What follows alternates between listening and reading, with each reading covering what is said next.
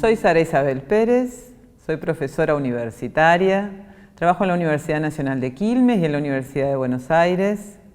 Soy doctora en lingüística y licenciada en letras. Voy a participar en la clase pública de la Manzana de las Luces y la palabra que voy a desarrollar es inclusivo. ¿De qué hablamos cuando hablamos de lenguaje inclusivo? La expresión lenguaje inclusivo es utilizada para hacer referencia a distintas prácticas discursivas que implican el uso de la lengua, en particular de la lengua española, de manera no sexista o no discriminatoria por motivos de género.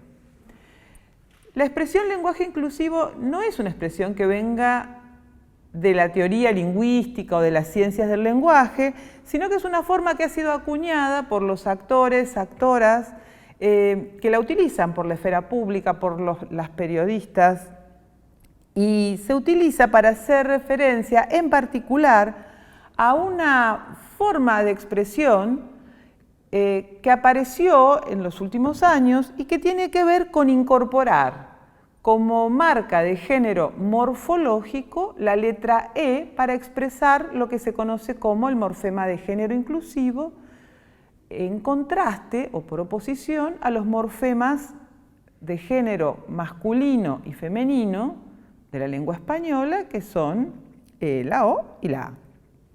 Así, por ejemplo, desde hace un tiempo escuchamos expresiones como les chiques, ¿sí? Como les jóvenes, les estudiantes, les compañeres, le compañere. Y en este sentido sí, vale la pena quizás puntuar que la expresión de género inclusivo, esta E que aparece como marca frente a la O y a la A, tiene distintos significados. Así, cuando yo digo les compañeres, me estoy refiriendo, por ejemplo, a un grupo de personas en el que hay varones, mujeres, personas de diversos géneros, y la opción que yo adopto es la de referirme por medio de una expresión que incluya a todas esas personas sin discriminar por género y sin invisibilizar a ninguna de ellas. Pero hay otra opción que tiene que ver con el uso de la E para hacer en el contexto de una frase nominal individual. Por ejemplo, yo quisiera contratar a alguien que colabore conmigo, que trabaje conmigo, y entonces yo puedo avisar, comunicar por las redes o escribir un cartel o una nota que diga busco secretarie. ¿Por qué elijo secretarie? Porque de esta manera no importa el género de la persona a la que voy a contratar. Le estoy informando a las personas que es indistinto su género, que lo que me interesa es que tengan ciertas capacidades. También, de esta manera, estoy haciendo referencia, y esta sería otra forma de significado, por ejemplo, a personas que no se autoperciben como varones o como mujeres, sino que se autoperciben como personas no binarias y que se presentan recurriendo al prefijo de la E. Porque una de las características del español, que es muy importante a considerar, es que en español nosotros no tenemos, nosotras, nosotros, nosotres, no tenemos la posibilidad de hablar sin marca de género. Así, por ejemplo, yo tengo la opción de decir yo soy profesora, puedo decir yo soy profesor, pero si yo me identificara como persona no binaria, no tendría opción en las condiciones tradicionales de la lengua española para expresar esa identidad de género. La presencia del morfema de género inclusivo, como lo han llamado algunas colegas del CONICET que han desarrollado estudios gramaticales sobre este campo, el uso del morfema de género inclusivo entonces permite estos distintos sentidos en la lengua española. Entonces, vale la pena volver sobre cuándo aparece esto. Yo estoy hablando de usos tradicionales o de usos más novedosos. Bueno, en el espacio de los activismos, de los feminismos, de los activismos LGTBI, de algunos movimientos feministas, se venía hablando con la E, con la I en algunos casos, Y en el campo de los feminismos, sobre todo, se venía en lo escrito, también trabajando con la X o con la arroba inclusive. Sin embargo, el boom, podríamos decir, el estallido, la visibilización de este fenómeno se da en 2018, ya venía en auge desde las manifestaciones del Ni Una Menos, pero en el año 2018, en las discusiones que tienen lugar en el Parlamento respecto de los proyectos de ley de interrupción voluntaria del embarazo, jóvenes, muy jóvenes, ingresan con sus voces a proponer una forma de expresión inclusiva y no discriminatoria desde uno de los lugares más importantes en términos de instituciones políticas de la democracia, que es el Congreso Nacional. Esto tiene enormes repercusiones en los medios masivos, por ejemplo, para comentarlo, también para oponerse, y esto incrementa aún más su visibilidad y su uso se va extendiendo sobre todo en sectores, insisto, juveniles y de activismos. Y vale la pena aquí entonces pensar, retomar esta pregunta que nos hacíamos al principio. ¿Por qué hablamos de lenguaje inclusivo? ¿Por qué estos sectores, estos grupos insisten en hablar de esta manera? Porque claramente hay actores sociales, hay actoras sociales que consideran que las formas tradicionales de expresión de género de la lengua española están excluyendo o invisibilizando a cantidades importantes de personas, a grupos significativos de personas. Así, cuando yo digo los trabajadores realizaron una manifestación significativa, pues pareciera que esos trabajadores son un conjunto de varones comprometidos políticamente que salieron a realizar una manifestación. Y esto invisibiliza al conjunto de mujeres y de otras identidades genéricas que también posiblemente hayan estado en esa manifestación. Entonces, el uso del masculino genérico, ¿sí?, el uso del masculino como forma para referirnos a los grupos formados por mujeres, varones y otras identidades, es concebido por muchas personas, entre quienes me incluyo, como una forma de invisibilizar la participación y las identidades y los protagonismos de ciertos colectivos. Paralelamente, desde la comunidad LGTBI, se ha venido insistiendo en la necesidad de respetar la autopercepción de la identidad de género, lo que está consagrado por la ley, y más recientemente la expresión de las personas no binarias es reconocida como identidad por el Estado, y en este sentido, en la lengua española, la E pareciera ser una opción para quienes aún no se reconocen en las opciones existentes. Digo pareciera ser una opción porque, como siempre, estamos hablando del uso del lenguaje, que es un cambio permanente y que depende, creemos muchos lingüistas, de los intereses, deseos, subjetividades de les hablantes. ¿Es este un hecho nuevo, único de la lengua española? ¿Apareció hace poco? No. Esta discusión, sobre todo el tema del masculino como universal, genérico, tiene ya unas cuantas décadas y esto ha sido discutido por académicas feministas y por activistas feministas en distintos países del mundo, tanto en lengua inglesa como en lengua francesa y lengua española. Y allí la discusión es fuerte y continúan los debates. Hablamos en ese caso del sexismo en la lengua. Y de hecho, en lo que refiere a las recomendaciones de estados, de Naciones Unidas, de organizaciones de la sociedad civil, existe una seria coincidencia respecto de que el uso del masculino genérico, por ejemplo, para hablar de los derechos del hombre, se sustituya por formas no discriminatorias, ¿sí? Podemos hablar de derechos humanos, que se habla de la Convención de los Derechos de Niños, Niñas y Adolescentes, para visibilizar de esta manera los colectivos en los términos no discriminatorios de género. Hay serias reacciones frente al lenguaje inclusivo. No a todas las instituciones, no a todos los actores les interesa o les resulta oportuno este modo de hablar. De hecho, la Real Academia Española, por ejemplo, ha manifestado su oposición a este uso, diciendo que ya la lengua española es inclusiva porque el masculino utilizado para las formas plurales incluye a todas las personas. Esta es una visión no compartida, por supuesto, por quienes promueven y quienes utilizan estas formas e inclusive por quienes realizan lo que se llama el desdoblamiento, cuando se habla de todos y todas, alumnos y alumnas, profesores y profesoras.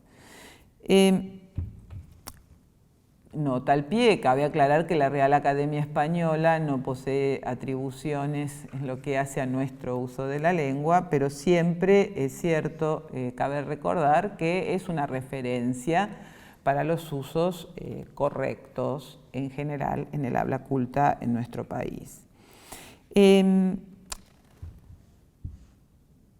No solo a la Real Academia le preocupa esto, hemos visto en los medios masivos de comunicación, pero también en las redes sociales, que el uso de la E genera reacciones disruptivas e inclusive violentas, violencia simbólica, sobre todo en las redes, hacia las personas que utilizan estos modos de expresión. Y entonces cabe preguntarnos por qué hay grupos que insisten en su uso y por qué hay grupos que se resisten a su uso. Y esto tiene que ver con una discusión en torno a la relación que hay entre la lengua, la subjetividad, las identidades sociales. Y tiene que ver con qué significado tiene esa marca de género en los sustantivos y luego en todas las expresiones que concuerdan en género con los sustantivos. Y entonces aquí retomamos esta concepción del lenguaje como el modo que tenemos las personas, los seres humanos, para expresar nuestra subjetividad, para construir y desplegar nuestra identidad. Y, en este sentido, se pone de manifiesto que hay grupos de personas que consideramos que la marca de género morfológico, la O, la A, no es arbitraria, ¿sí? No simplemente clasifica en términos de masculino y femenino, sino que viene asociada a esta expresión de identidad, a esta expresión de la identidad de género. Por lo tanto, para muchas personas es muy importante poder decir las profesoras y los profesores, las investigadoras que participaron en los descubrimientos respecto del COVID, ¿sí? Son investigadoras.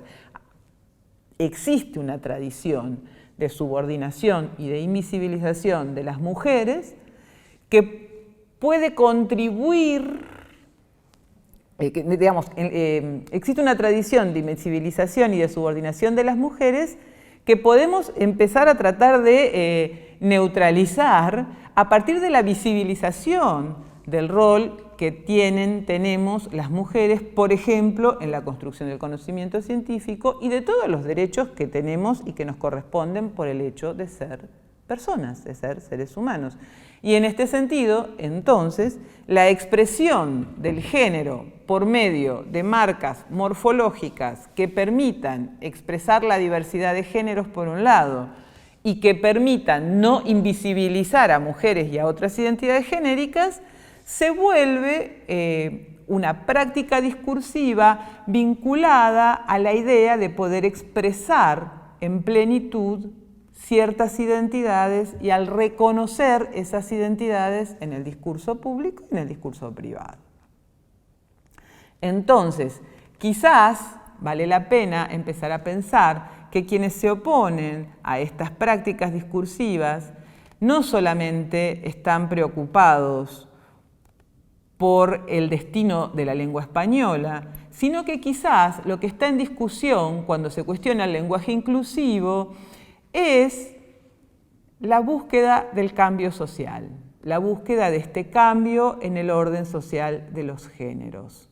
¿Y qué dice la lingüística frente a todo este panorama entonces? Bueno, desde distintos campos disciplinares se ha abordado este tema. Por ejemplo, hay una investigación de Sayago que propone caracterizar este fenómeno como estilo inclusivo, ¿no? Entonces dice que, bueno, que esta es una variante más de la que disponemos los hablantes del español dentro del mercado lingüístico, y en este caso el uso del morfema E sería una alternativa más, ¿sí? Que permitiría un estilo comunicativo más o menos institucionalizado y nos permitiría eludir el sexismo en estos contextos.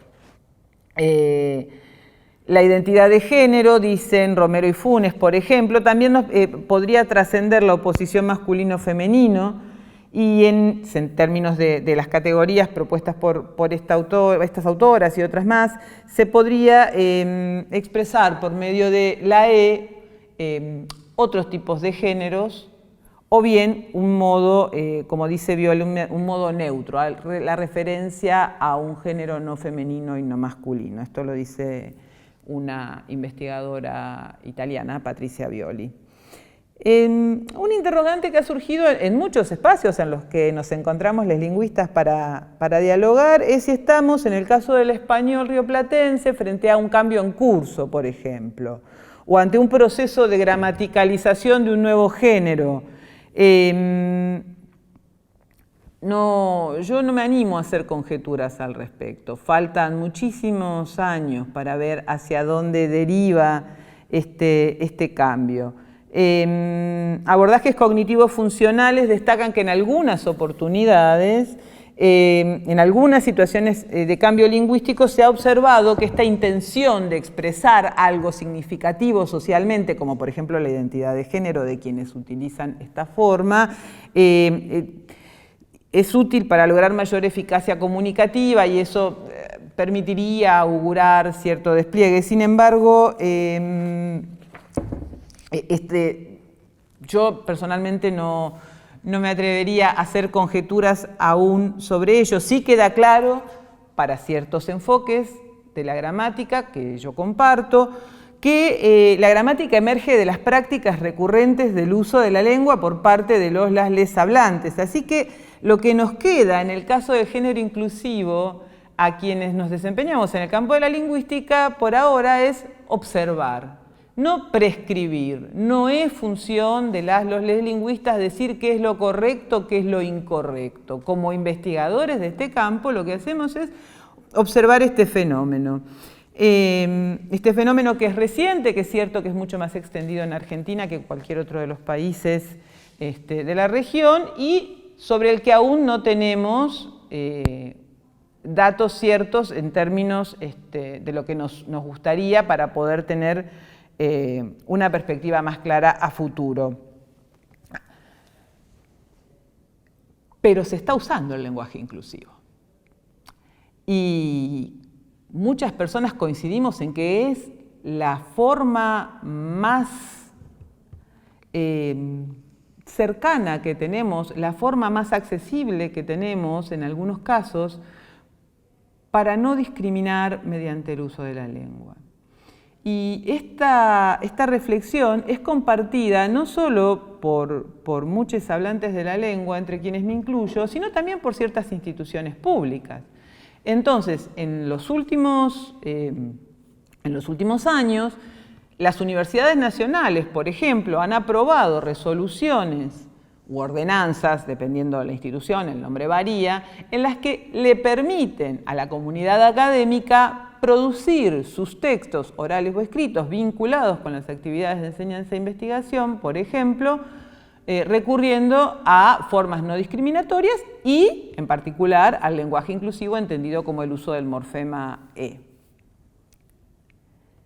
Por otro lado, hay instituciones, esto también ha llevado a una reflexión sistemática, y esto es muy interesante desde el punto de vista de la lingüística, reflexiones sistemáticas sobre la relación entre lengua y discriminación. Y tenemos muchas instituciones, organismos gubernamentales que promueven un uso no discriminatorio del lenguaje y además habilitan el uso de la E. Y en este sentido tenemos la guía de recomendaciones que ha hecho el Ministerio de Mujeres, Géneros y Diversidad como otros documentos que han propuesto, por ejemplo, el Banco Central, PAMI, entre otros.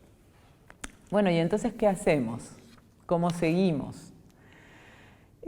Como lingüistas, entonces, como les dije, vamos a seguir observando. No nos corresponde controlar. Las personas hablan de acuerdo a sus deseos, de acuerdo a sus necesidades, de acuerdo a sus motivaciones, en contextos específicos.